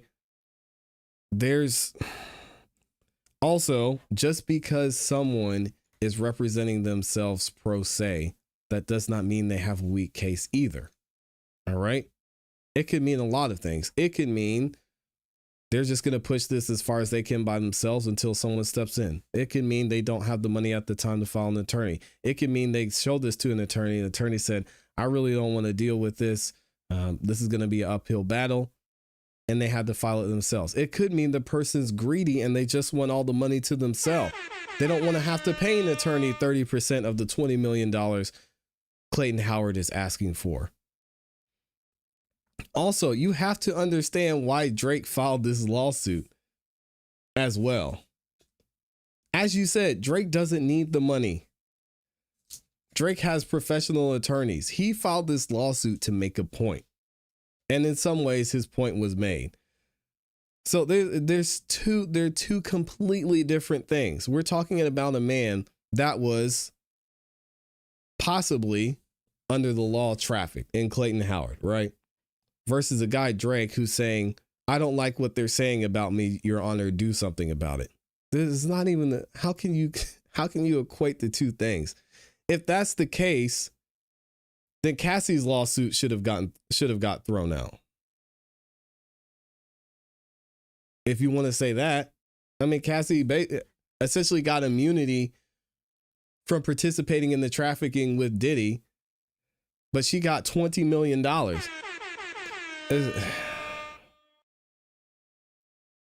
Okay. Well, that's your opinion. I just disagree. If Clayton Howard can't even serve his lawsuit, it gets automatically dismissed. Yeah, I'm aware. But has it been dismissed? No. And usually you have 30 days to serve. This lawsuit, Clayton Howard, this lawsuit's been floating around for a long time. So I would imagine that he's done his research and understands that and has attempted to serve. And it wouldn't be hard to serve Cassie. But yeah, if you think the lawsuit's weak, that's fine. We'll see. I just think somebody who has the scars, literally, who has the evidence, who has the text message, who has the phone calls in a civil lawsuit of this nature, it's not weak. So I don't know. It's just a different. It's a different animal. Either way, let's go ahead and get back into Candace Owens because she's got some. Candace Owens has been cooking lately. Can we give Candace Owens a round of applause? And thank you again to all 16,000 of y'all that liked the video. We got 15,000 of you that are in the building. Thank you guys for being here. Again, if you have a differing opinion in here, share it, guys. I love having a conversation and back and forth with y'all. We can keep it respectful. We can have our differing opinions and we can move it forward. I think it makes the show so much better. I think it makes the interaction and engagement a lot better too. So yeah, thank y'all to everyone. And shout out to those of you who don't agree, because I love hearing from y'all and having a back and forth about this stuff. Yeah, there's just nothing weak about a person who has firsthand experience and knowledge. Clayton Howard he needs to have some evidence, some solid evidence. And who knows, maybe they will settle. Maybe someone will give him a phone call and say, hey, I'm gonna write you a check for $5 million. Let's just get this over. What do you want? What do you want? And that's it.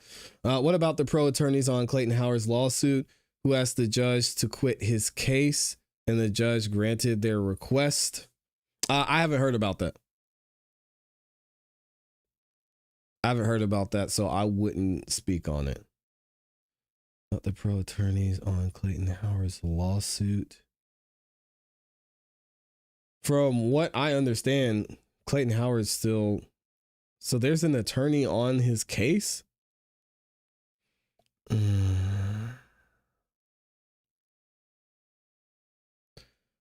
mean, this amended complaint is from a couple of months ago. I mean, maybe there's an update that I haven't seen. It's from basically July, and it's still saying he's represented by himself. So I don't know. I'll have to look into that. I'll definitely look into it.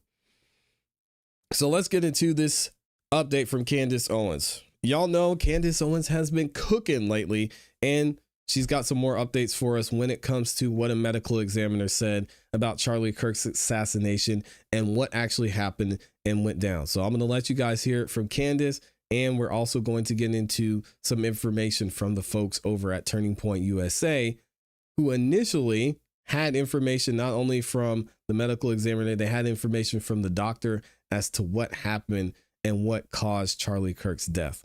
Check this out. All right, you guys, where to begin? Obviously, we have a... Oh, my bad. I always have this on super speed. Sorry, y'all. Here we go.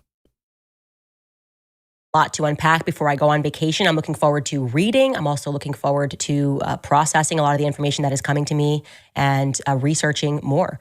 The place that we should start on today's show is with, I first and foremost have to tell you right at the top, I can't tell you exactly who the information came from or which parties were involved in giving me this information because I don't want to get anybody in trouble. But I can say that I have positively verified something about the injury that Charlie sustained to his neck that I think is going to go a very long way in terms of helping those of us who have been sleuthing, those of us who want answers, those of us who are dedicating our time to this because what we are being told by the authorities beggars belief. As John and Narina Mappin said, it just simply beggars belief.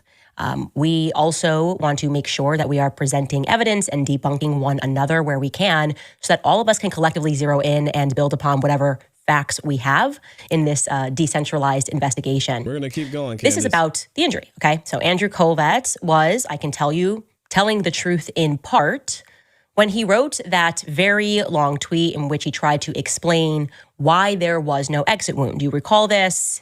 Long story short, he said, I'm going to read it. I want to address some of the things that the lack of an exit wound, about the lack of an exit wound with Charlie. I'm usually not interested in delving into most of this kind of online chatter, and I apologize if this is somewhat graphic, but in this case, the fact that there wasn't an exit wound is probably another miracle, and I want people to know.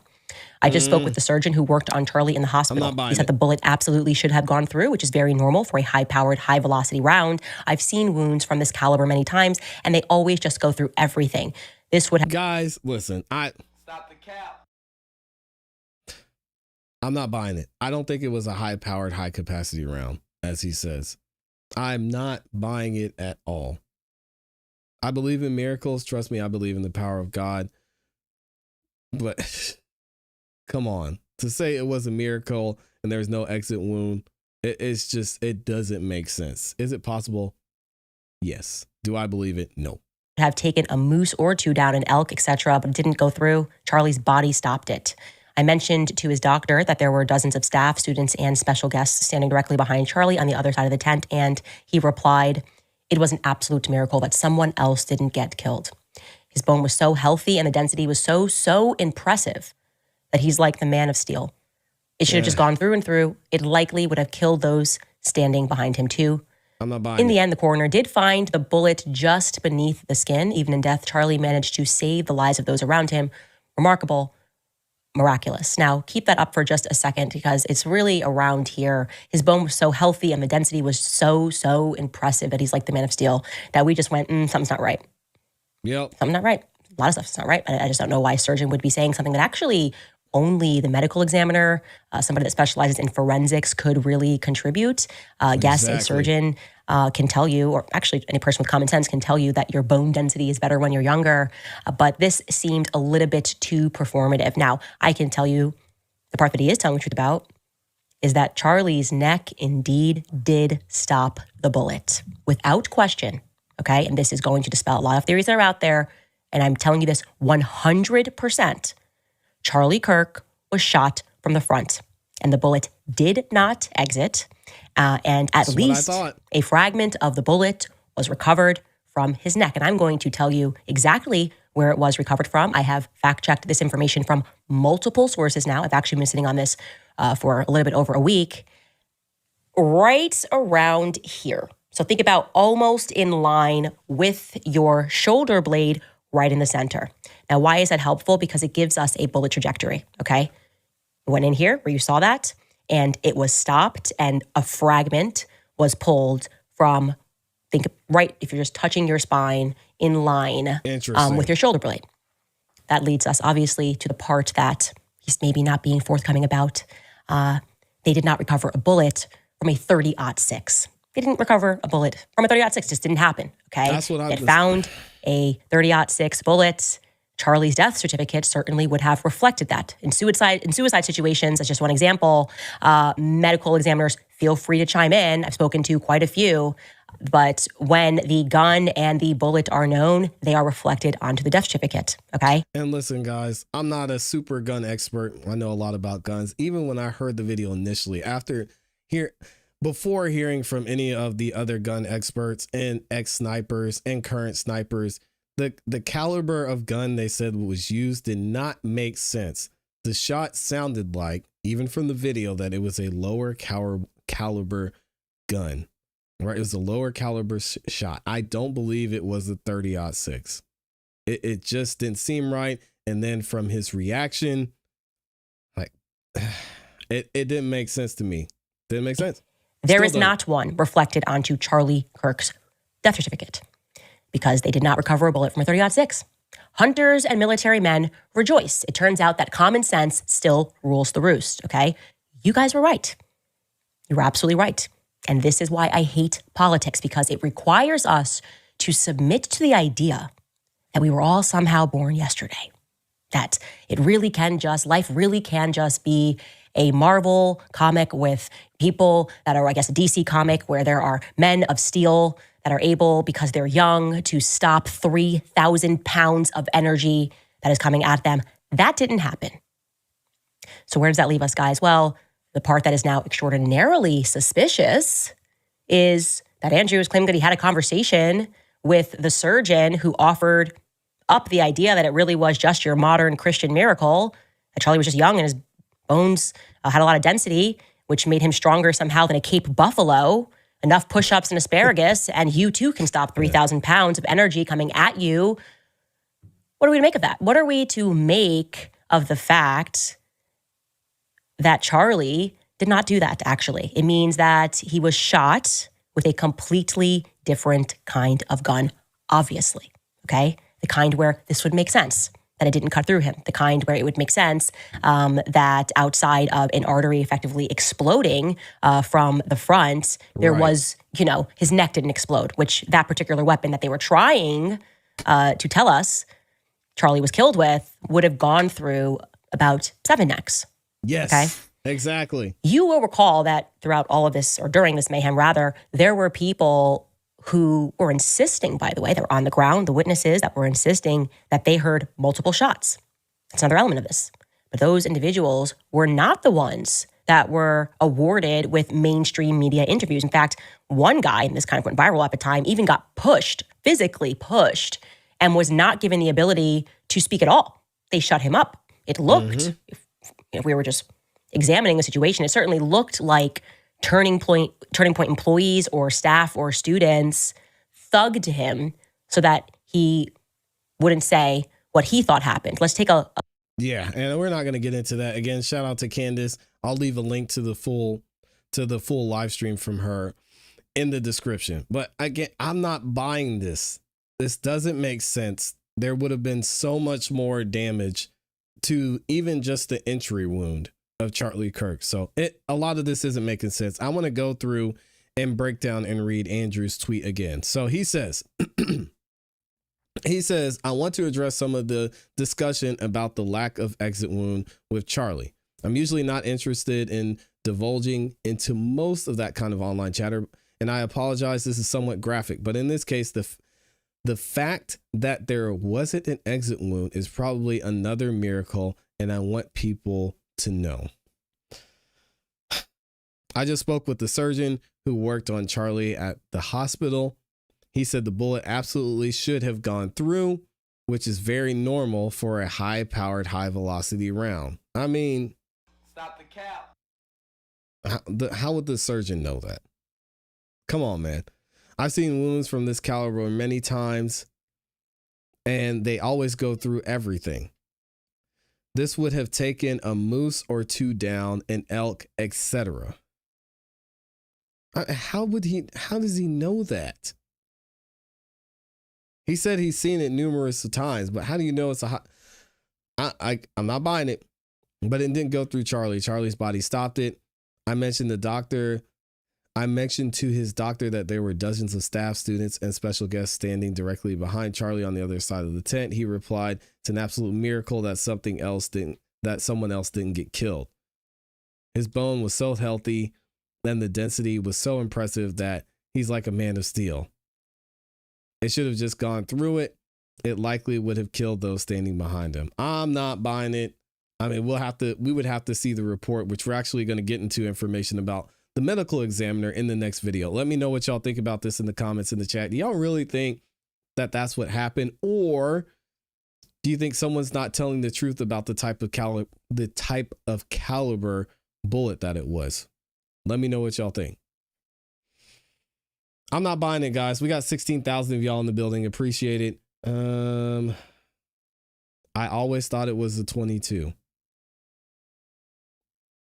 When I first heard it, I thought, man, that sounds like a 22. Amy will back this up. I said it to her directly. But again, what do I know? I mean, we've got ex-snipers backing up this story, so I'm just a little old YouTuber who shot a gun, who's been shooting guns for a long time, so don't mind me. Let's go ahead and get into this next part because we're going to talk about what the medical examiner had to say. Projectile had to be going very slow or a tiny round. That's what I'm saying. That's what I'm saying. Shout out Amy said we're matching today. Oh my gosh. Hey, yes, we are. You look way better than I do, though. Yeah, I know. I know. Shout out to Amy over there in the beautiful blue. Jack Burton said projectile had to be going very slow or a tiny round. I agree. It had to be for their whatever. Oh, okay. Y'all are talking about something else. I also said it sounded wrong for a rifle being fired. And I'm a retired Marine. Thank you for your service, Mary. I appreciate that. Thank you so much. That's amazing. Amy says, and I agree, been handling guns all my life. Yep, same here. So let's go ahead and get into this next part. So Candace Owens is going to give us some more information about what went on with this medical examiner and who's going to give us the answers to the questions we have about Charlie Kirk's deathly incident, the shot. Who's going to tell us more information about that? Is it going to be this medical examiner? Are we going to talk about the autopsy? Let's find out what Candace has here. I'm going to leave a link to her full live stream in the comments and in the description for y'all, so y'all can go over there and support Candace Owens. Check it out. And who would be the person that can make that fit? Look, I did receive a tip, and guess what? There was another person in this never-ending brand new cast of characters that was also involved in this story, and this person in an email insisted to me that this is somebody that we should look further into. That's the medical examiner. It is a woman named Dr. Deidre Weiss Amaro. Deidre Weiss Amaro is her name, and she blew in from California. She was announced as the new state medical examiner in May of 2024. From Missouri. I think she also worked at some point in California, and she was announced as the new Utah medical examiner, state Utah medical examiner in May of 2024. So I'm interested in learning as much as I can about this medical examiner. I'd like to know more about this medical examiner. And if you've got something, you know this her personally, got a story, please do send it to us at moretips@CandaceOwens.com. Now, it is possible, given what we know about Fed-type operations and what we know about the JFK shooting, which we are still not allowed to tell the truth about, but we all know what the truth is, that there are often decoys, even decoy sounds, that it is totally plausible that there were multiple people there that day who found out maybe even in the last hour, which one of them was going to take the shot, right? It is likely that a rifle was fired to muffle the sound of a smaller gun, which maybe actually kind of had to, if we're considering the trajectory that I'm telling you, here to here. Exactly. That could be a solution as well. But even then, it still doesn't sound like a rifle. I heard it. I know what I heard. You're not going to be able to convince me otherwise. This is an interesting theory by Candace Owens. Again, this is all a theory. I don't know that there's anything to back it up yet, but we have seen a lot of information that's come out about maybe people who could have possibly taken another shot. Was it a distraction? Makes sense. Kind of had to come from the front of Charlie. And I will say that is now my well-informed opinion that we are looking for a person that was a lot closer to Charlie and likely in the audience. And that goes a long way, by the way, in terms of trying to explain why they're maybe hiding the footage from behind Charlie's head. Maybe that is the reason that footage was so crucial first and foremost. And tons of other cameras, that one gets grabbed first.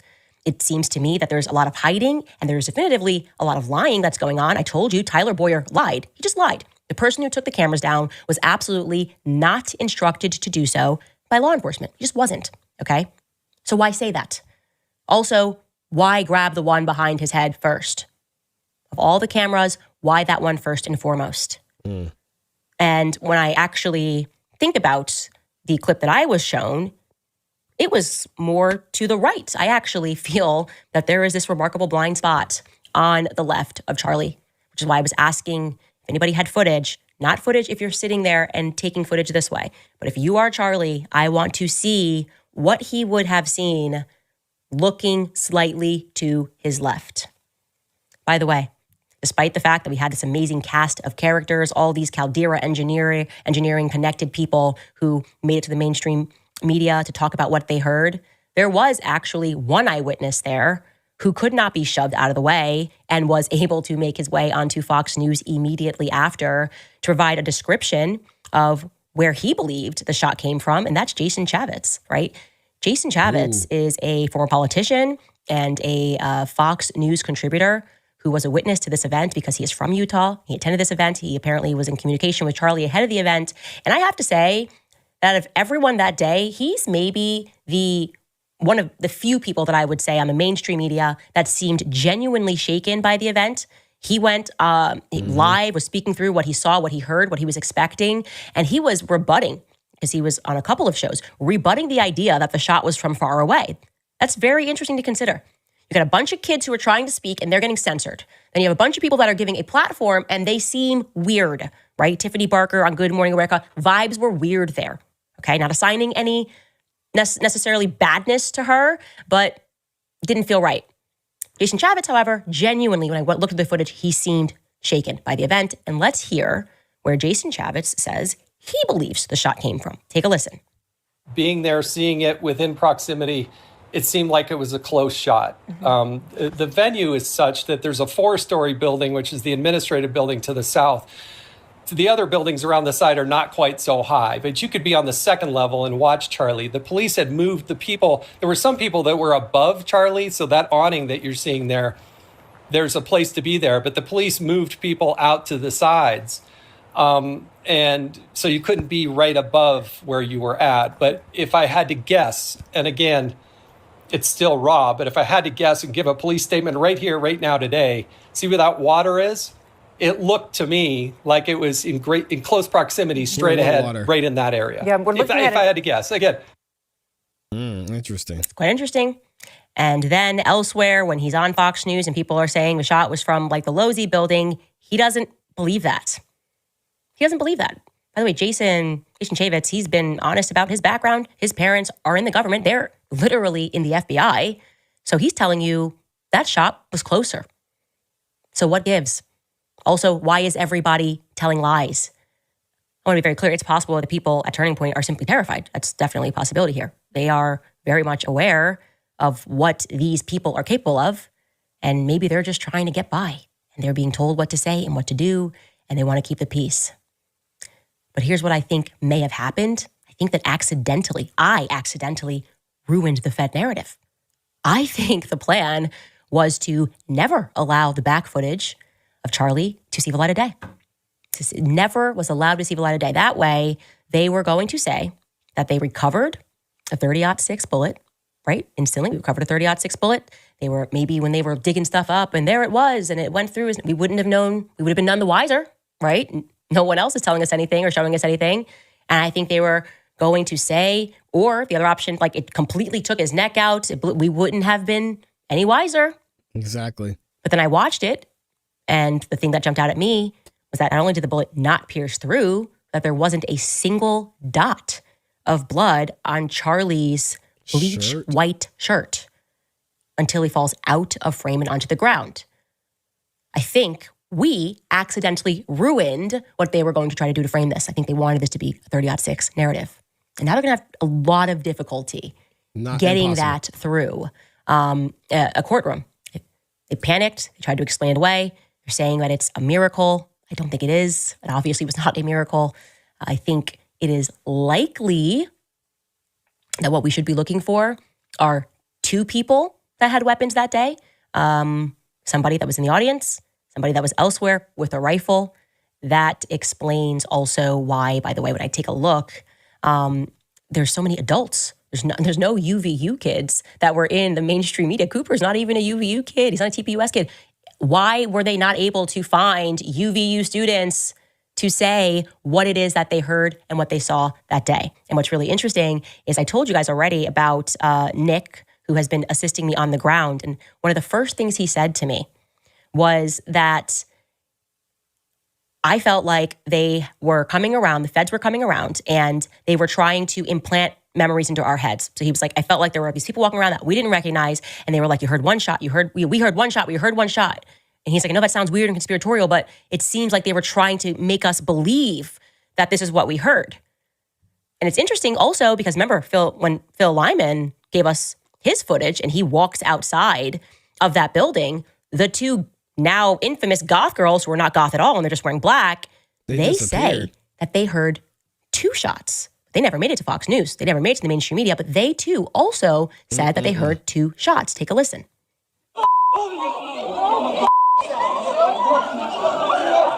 You see where that came from? It was right here, wasn't it? It was like over here. Yeah.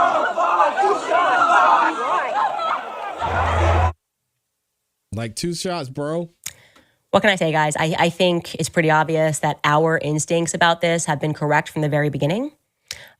We probably need to be now looking for a shooter that was in the audience and to the left. I've seen you guys. I saw some guy, Alex Jones, that created he created a whole web and explained and did this all on a computer of where the trajectory would have to go. We need you again, ballistic YouTubers, gun people, gun enthusiasts, military men, the people that they're discounting and saying you have no right to get clicks. No, please get clicks. Explain to us what it is that you know in this decentralized intelligent agency, given the information that I am telling you, okay, that unless we have a bullet that's doing the worm like a WWE wrestler, okay? Bullets fire straight.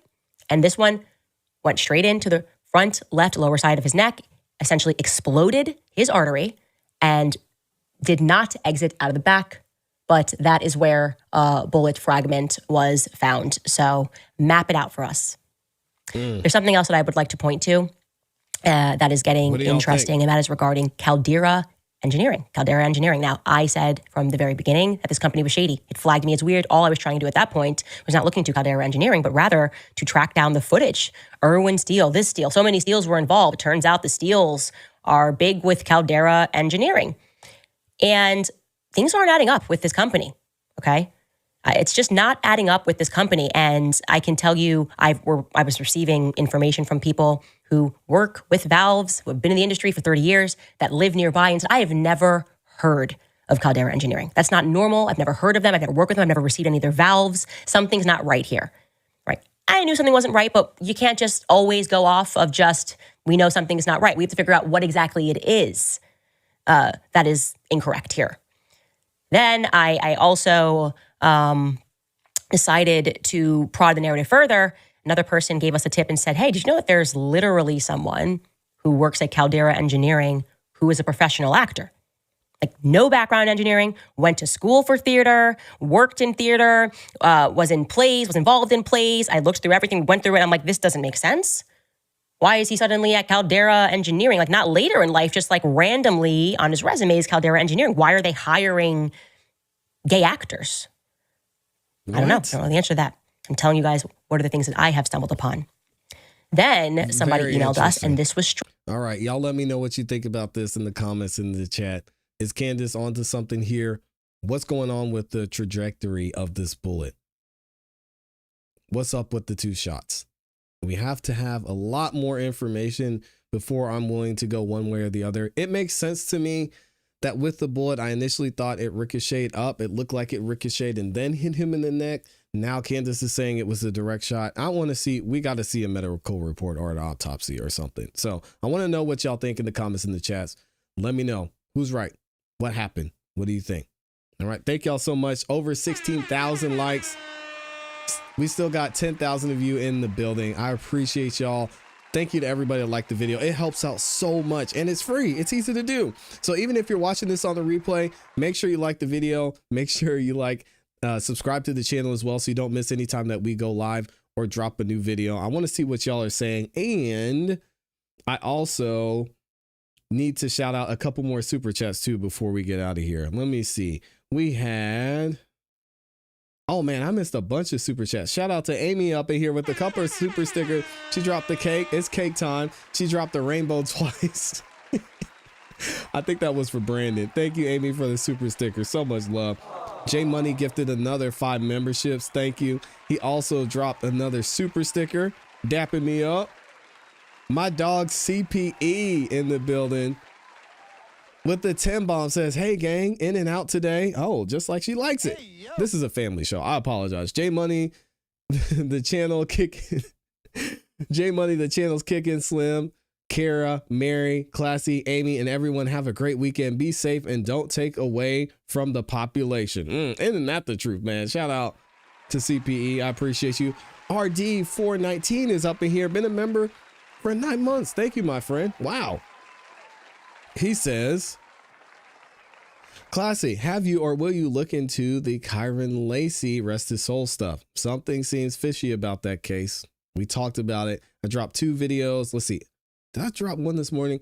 I dropped 2 videos on Wednesday and then I dropped one yesterday morning. So just look for Kyron Lacey. I've actually got another video I'm going to be dropping for you over this weekend, RD. So make sure you stay tuned for that. I know you're subscribed, so I don't have to remind you, but I got you. I got you, man. All right. Thank y'all so much for the support. If you haven't yet, again, like the video on your way out. We're going to be live again tonight for the Song of the Night Live. So make sure y'all look out for the link for that. I'll be posting it here shortly. And if you haven't yet, make sure y'all stay locked in and check out the clips and the videos we'll be posting over this weekend. I hope y'all have a great rest of your weekend. Thank you all for the support. And as always, you know what to do. Keep growing, keep pushing, keep it classy. We gone. Peace. Appreciate y'all, man.